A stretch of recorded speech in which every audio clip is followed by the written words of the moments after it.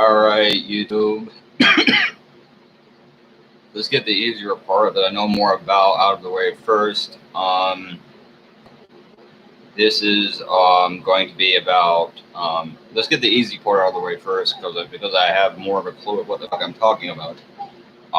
Because I'm not as familiar with the other thing, but from what I know so far, I tend to agree. But I will be looking into it and weighing both sides of the issue before I decide. But right now, on the issue of wrestling, a cultural concept and something I have a little bit more fun talking about, at least the majority of the time, when I'm not incredibly pissed off, that is. But I agree. Like, to me, I think Vince Russo is a genius. I think that Vince Russo, thanks person that shows up and then turns out. But Vince Russo is a genius. I think that I mean, if you look at wrestling, and I don't agree that he didn't take anything from ECW, but okay, let's say he did, whatever. Let's say he didn't, whatever. However it got there, they entered the ECW and NWO era in '96. Though I would argue they were already, WWE was already doing this shit by half a year before ECW was. The shit with Goldust in his homoerotic character. Goldust started in October. They were doing it into January. They had already had him in a gay angle with Scott Hall. They had these stuff with Shawn Michaels posing in Playgirl around the same time they were doing NWO. Mankind was fighting Undertaker in all kinds of hardcore matches. They had started introducing hardcore wrestling into the company. But, either way, regardless, let's not talk about that. The point is, Stone Cold had started he became Stone Cold. Steve Austin went from the Ringmaster to Stone Cold before he had ever started doing the before they started the NWO angle. Stone Cold stopped doing Ringmaster, and he cut the Austin 316 promo at King of the Ring '96. So the Stone Cold character had already started. But the point is, regardless, whatever you want to think, Russo helped take them into that ECW NWO era, and he helped get them 8 million viewers. And the publicly traded shit that might be hurting the business, though I will say, I remember them being very good right up until late 2006. So I don't buy this shit that just because they're publicly traded, they can't do a Brian Penny's match or they can't have some of the stuff they used to do. But the point is, when he was running the damn wrestling company, he was very good. And I remember, and the thing about Stephanie is she's kind of like Vince McMahon. I'm not going to say she can't run a good wrestling company, or at least she used to. Maybe her ego has gotten out of control.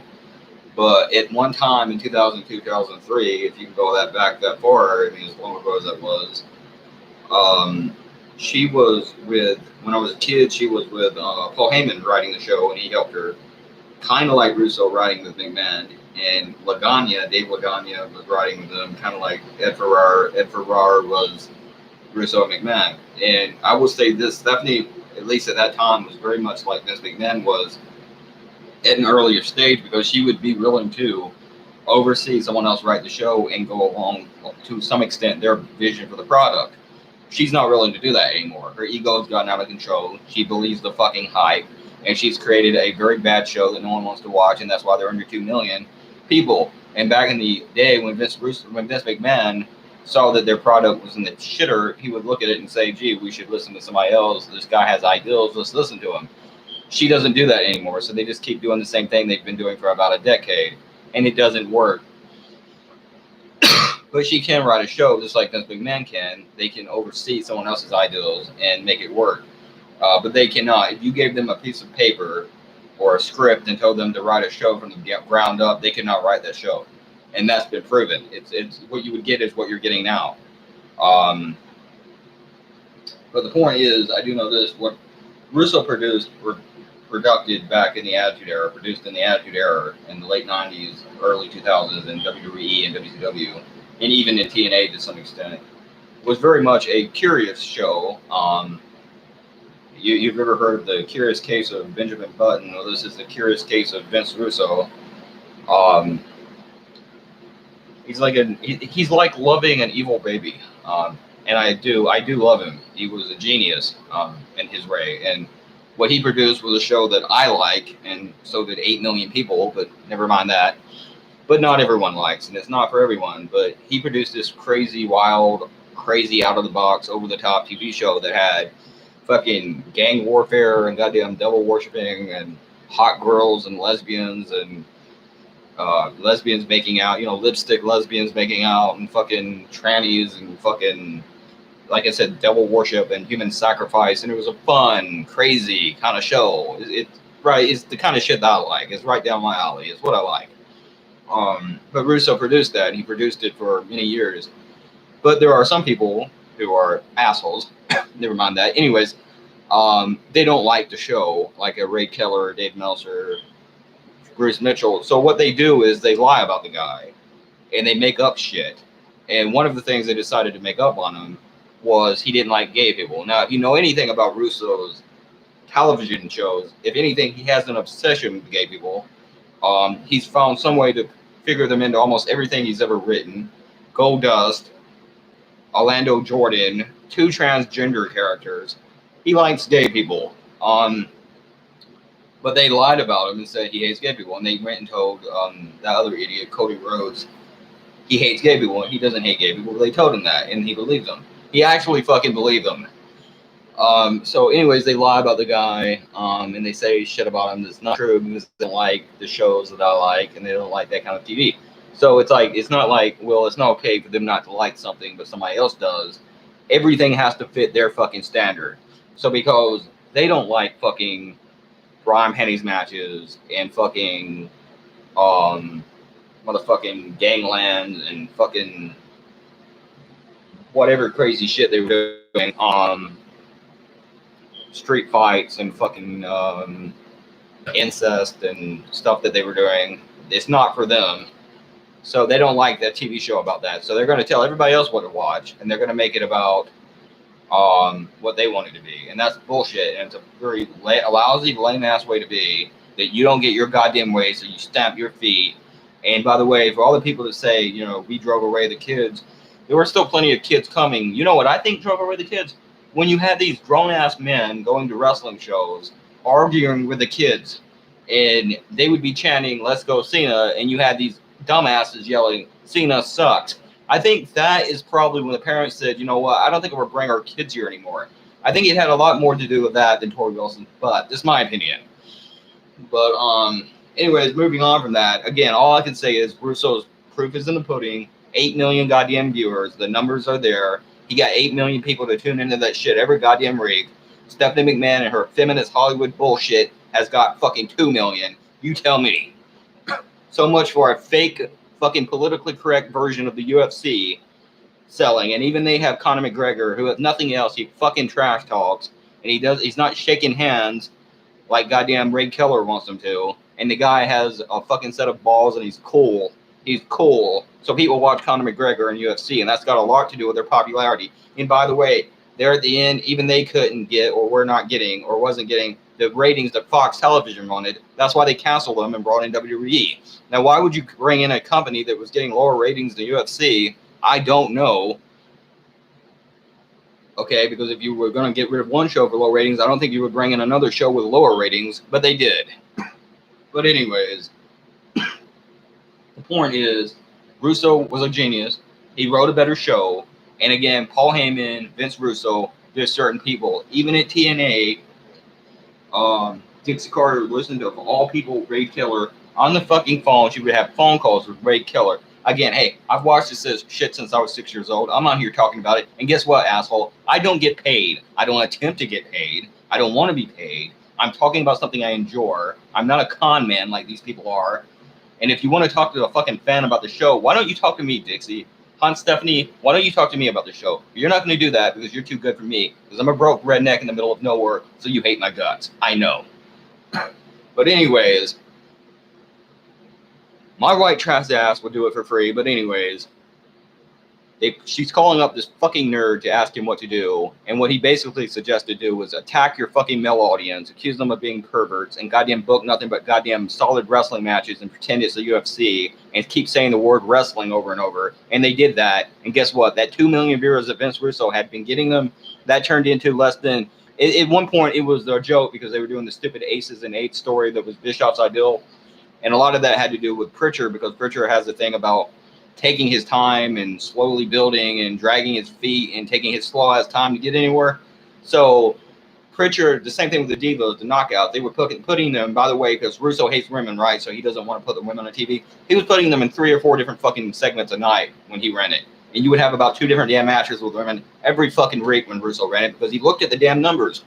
Imagine that. He looked at the ratings, and the mainly male audience and male viewers that he saw watching this shit wanted to see the girls. Who would have thought? So he put the girls in more segments. Pritchard takes over saying, no, we have to make them special. They're an attraction. And he starts doing about 1 match a fucking week, and the ratings decreased. Who would have thought if you look at the damn ratings and you start to do the ass backwards opposite of what the ratings are saying to do, you're going to have lower ratings. Who could have thought that, right?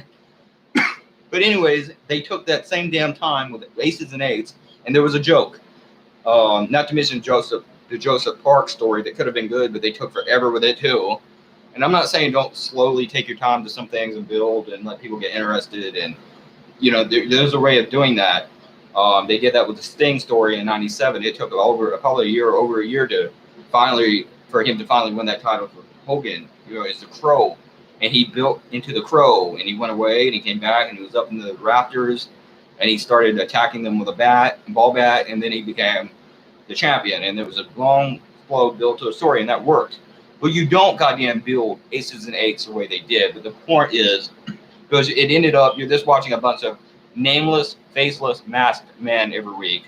These men with masks on every week, attacking people, and you don't know who any of them are, and no one gave a fuck, or no one gave a shit. So what started as a highly rated segment ended up being a very low rated segment, because they didn't know how to book the shit. But anyways, there was an old joke, is my point. Aces and 0.8 ratings, and that's what they got. 0.8 ratings. They were literally getting about 80-something thousand people to tune in a week to this overly fucking booked show at one point that had Hulk Hogan on it, and they couldn't get fucking more than 80-something thousand fucking fans. Who could have thought a fucking TNA or any wrestling show on national syndicated television, especially on what used to be a big channel like Spike TV, could possibly get a rating lower than goddamn 100,000 viewers? Who would have thought? But they did. And now they're back up to 100-something thousand viewers. I don't even know what channel they're on. But the point is, that's what happens when you get rid of Russo, because he has a clue about what he's doing, because he's done it, he's been there, did it, and it worked. But anyways, you have Bischoff, you had Russo, you had Ferrara, you have fucking Pritchard, you have fucking later on, like they almost brought Heyman in, and they didn't want to give him the amount of control he wanted, and he might have wanted too much. I don't know. And they had never had an executive position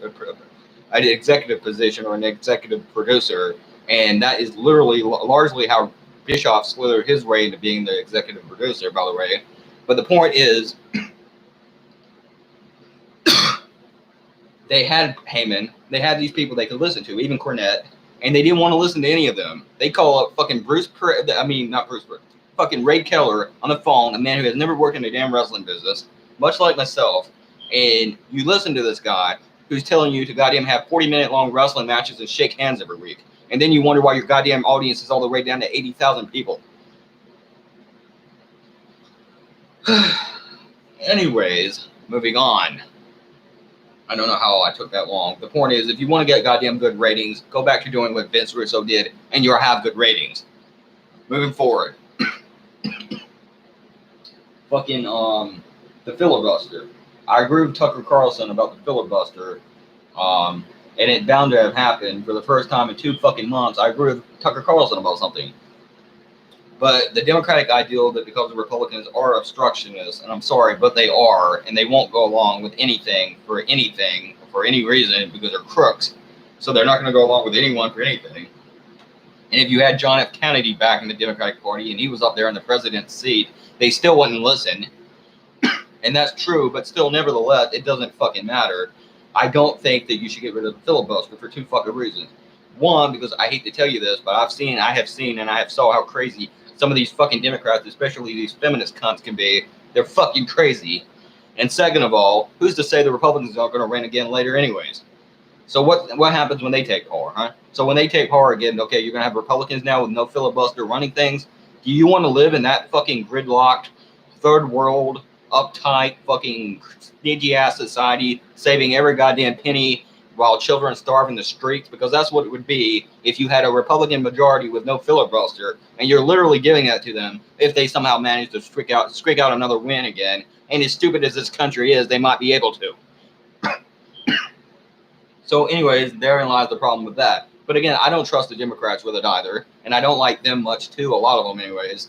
And I don't want to fucking trust either goddamn political party with a goddamn no filibuster. And it's a 60 vote rule, and it should remain a 60 vote rule because we had it for a fucking reason. So I don't like that shit. But anyways, the point is, that's my fucking video. P666.